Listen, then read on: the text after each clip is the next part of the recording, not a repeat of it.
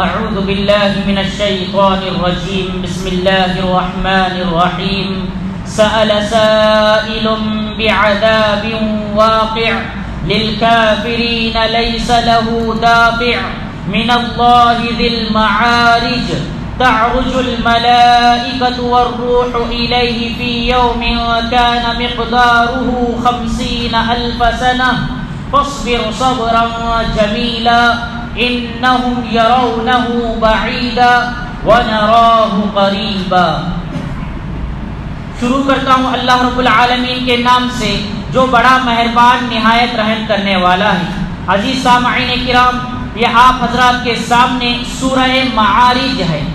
اس سورت کی آیت نمبر 3 کے اندر ایک لفظ آیا ہوا ہے ذی المعارج، تو اسی لفظ سے اس سورت کا نام رکھا گیا ہے۔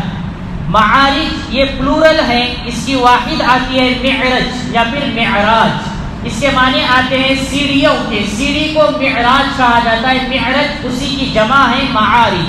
تو اللہ رب العالمین کی ایک صفت وہاں پر بیان کی گئی، اللہ کی بلندی، اس کی برتری اور اس کی قدرت کو اظہار کرنے کے لیے وہاں پر بتایا گیا کہ اللہ سیڑھیوں والا ہے، مطلب آسمانوں کا مالک ہے جہاں پر اس کی بادشاہت چلتی ہے۔ چنانچہ اسی لفظ سے اس سورت کو سورہ معارج کہا جاتا ہے۔ عزیزان محترم، ایک واقعہ لکھا گیا ہے حدیث کی بعض کتابوں کے اندر کہ نضر بن حارث نامی ایک کافر تھا۔ اس نے یہ کہا کہ اگر اللہ رب العالمین ہم پر یہ کیوں نہیں کرتا کہ اگر ہم گنہگار ہیں تو آسمان سے ہم پر پتھر کی بارش برسائے اور عذاب بھیجے۔ اس طرح کی اس نے اللہ کے عذاب کی مانگ کی تو اللہ رب العالمین نے یہ آیت نازل فرمائی، اس کی ابتدائی آیتیں نازل ہوئی۔ چنانچہ حدیث کی کتابوں میں لکھا گیا ہے نضر بن حارث بدر کے جنگ کے اندر یہ مارا گیا اور ذلیل ہوا، رسوا ہوا اور وہ انتہائی مسلمانوں کے ہاتھوں میں قتل کر دیا گیا۔ اور بعض مفسرین نے کہا ہے یہ نضر بن حارث کے متعلق نہیں ہے بلکہ ابو جہل نے اس طرح کا مطالبہ کیا تھا کہ اللہ ہم پر عذاب بھیجے، وہ کب آنے والا ہے، مانگ کی اس نے، تب اللہ نے یہ آیتیں نازل کی۔ دونوں واقعے صحیح ہو سکتے ہیں، دونوں احادیث کی کتاب سے یہ معلوم ہوتے ہیں۔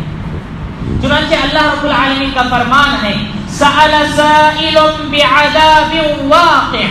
یہ ایک سوال کرنے والے نے، ایک مانگنے والے نے ایک ایسے عذاب کو مانگا، واقع جو کہ واقع ہونے والا، پیش آنے والا ہے، للکافرین کافروں کے اوپر آنے والا، للکافرین وہ عذاب کافروں پر آنے والا ہے، لیس لہ دافع اور وہ اس کو یعنی اس عذاب کو ہٹانے والا کوئی نہیں ہے، لیس لہ دافع اسے دفاع کرنے والا، اسے ہٹانے والا کوئی نہیں ہے۔ چنانچہ اس آیت اور ان دونوں آیتوں میں اللہ نے اس کافر کے رد کیا اور کہا کہ ایک ایسے عذاب کے بارے میں وہ مانگتا ہے جو کہ کافروں پر ہونے والا ہے، عنقریب ہوگا، یا تو دنیا کے اندر بھی ہو سکتا ہے یا پھر دنیا میں نہیں تو آخرت میں تو ہونا ہی ہے۔ چنانچہ آگے اللہ رب العالمین کہتا ہے من اللہ ذی المعارج، اس اللہ رب العالمین کی جانب سے وہ عذاب ہونے والا ہے، ذی المعارج جو کہ سیڑھیوں والا، جو کیا ہے اللہ رب العالمین سیڑھیوں والا ہے۔ مفسرین نے بیان کیا ہے جیسا کہ حضرت سعید بن مسیب رحمۃ اللہ علیہ اس کے بارے میں لکھتے ہیں ذی المعارج کا مطلب یہ ہے کہ آسمانوں کا مالک ہے، یعنی آسمانوں کا بادشاہ ہے، مالک السماوات والارض، یعنی آسمانوں کا جو مالک ہے، اس سے مراد وہی ہے۔ جیسے کہ سیڑھیاں آپ جانتے ہیں کہ ایک آسمان کے اوپر ایک آسمان، جیسے کہ ایسے 7 آسمان ہیں، تو چنانچہ اس کے اوپر جو ہوتے ہیں گویا کہ چڑھ کر جانا پڑتا ہے۔ عرض یعرج کے معنی عربی میں چڑھنے کے آتے ہیں، اوپر جانے کے آتے ہیں، چنانچہ اس لفظ سے معلوم ہوتا ہے اس وجہ سے وہاں پر یہاں پر ذی المعارج کہا گیا۔ بعض نے کہا نہیں بلکہ اللہ رب العالمین کی صفتوں میں سے ایک صفت یہاں پر بیان کی گئی جو کہ قدرت اور طاقت رکھنے پر وہ کیا ہوتا ہے، اس کا اظہار ہوتا ہے۔ چنانچہ ذی المعارج کا مطلب یہ ہے کہ بلند اور برتریوں والا اللہ، اس کی جانب سے یہ عذاب واقع ہونے والا ہے۔ آگے اللہ کہتے ہیں تعرج الملائکۃ والروح الیہ فی یوم کان مقدارہ 50,000 سنہ، فرشتے اور روح روح سے مراد یہاں پر دو تفسیریں کی گئی ہیں۔ پہلی تفسیر حضرت جبرائیل علیہ السلام کو روح کہا گیا ہے قرآن مجید میں، چنانچہ یہاں پر فرشتہ جبرائیل روح سے مراد ہیں، جیسا کہ سورہ قدر کے اندر تنزل الملائکۃ والروح فیہا، وہاں پر اللہ نے ذکر کیا ہے، وہاں پر روح سے مراد حضرت جبرائیل علیہ السلام ہے۔ ایسے دیگر اور صورتوں میں روح کا مطلب اللہ تعالیٰ نے حضرت جبرائیل علیہ السلام کو لیا ہے، چنانچہ یہاں پر بھی بعض مفسرین نے حضرت جبرائیل علیہ السلام کو مراد کیا ہے۔ بعض مفسرین نے کہا ہے، جیسا کہ بہت سارے احادیث سے یہ بات معلوم بھی ہوتی ہے کہ انسان جب مر جاتا ہے تو اس کی روح آسمان پر چلی جاتی ہے، اس کی روح آسمان پر اٹھا لی جاتی ہے، چنانچہ روح سے مراد یہاں پر انسانوں کی روحیں مراد ہیں، دونوں تفسیریں مراد ہو سکتی ہیں۔ اللہ کہتے ہیں تعرج الملائکۃ والروح الیہ، فرشتے اور روح اس کی طرف چڑھ کر جاتے ہیں، فرشتے اور روح اس کی طرف چل کر جاتے ہیں، اللہ رب العالمین کی طرف۔ ایسے فرشتوں کی ایک حد ہے، ایک انتہا ہے، وہاں تک وہ جا سکتے ہیں، اس کے آگے نہیں جا سکتے۔ جیسے کہ آپ اچھی طرح سے جانتے ہیں حضرت جبرائیل علیہ السلام نبی کریم صلی اللہ علیہ وسلم کو معراج کے موقع پر لے گئے، وہاں پر جانے کے بعد انہوں نے کیا کہا، اس کے آگے میرا جانے کا اس کی اجازت مجھے نہیں ہے، میں نہیں جا سکتا، آپ جائیے، جس طرح سے کہا گیا بعض احادیث میں آتا ہے۔ مطلب معلوم ہوا کہ فرشتے جہاں تک ان کی انتہا ہے وہاں تک چڑھتے ہیں، روح سے مراد یا تو جبرائیل علیہ السلام جاتے ہیں۔ فرشتے یہ بھی فرشتہ ہے، حضرت جبرائیل بھی فرشتہ ہے، تو ان کو الگ کیوں بیان کیا گیا؟ کیونکہ فرشتوں میں بڑے فرشتے یہ مانے جاتے ہیں، اسی لیے اللہ نے ان کا نام الگ لیا ہے۔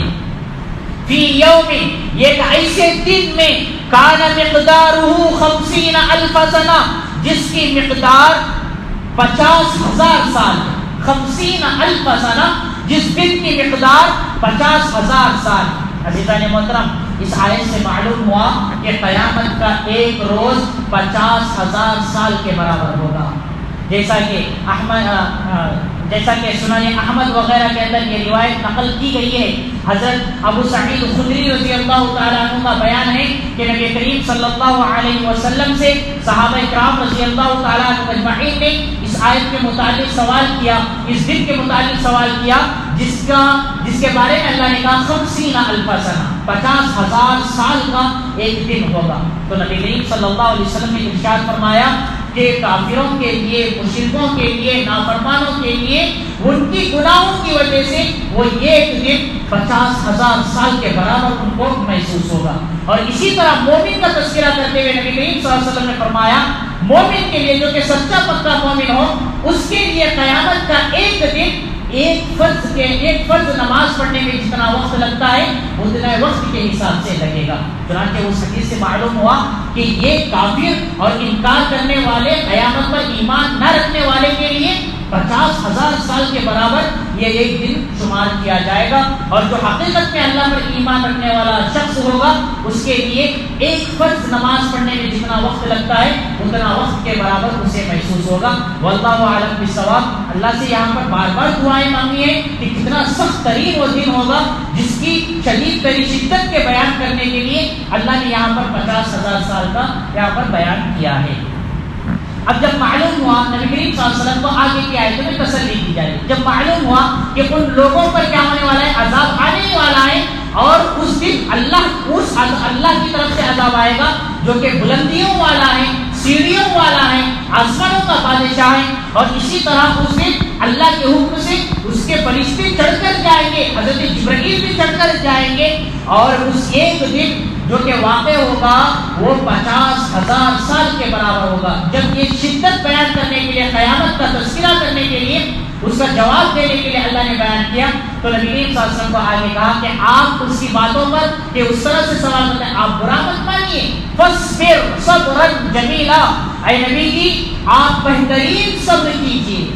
آپ بہترین خوبصورت صبر کیجیے کہ اللہ رب العالمین جب ان کو عذاب دینے ہی والا ہے، اللہ کی طرف سے عذاب آنے والا ہے، آپ کو خجلت نہیں کرنا ہے، آپ کو برا نہیں ماننا ہے ان کی باتوں کا، بلکہ آپ کو صبر کرنا ہے۔ کیسا صبر؟ صبرا جمیلا، خوبصورت صبر کرنا ہے جو کہ آپ اللہ کو پسند آ جائے، ایسا صبر آپ کو کرنا ہے۔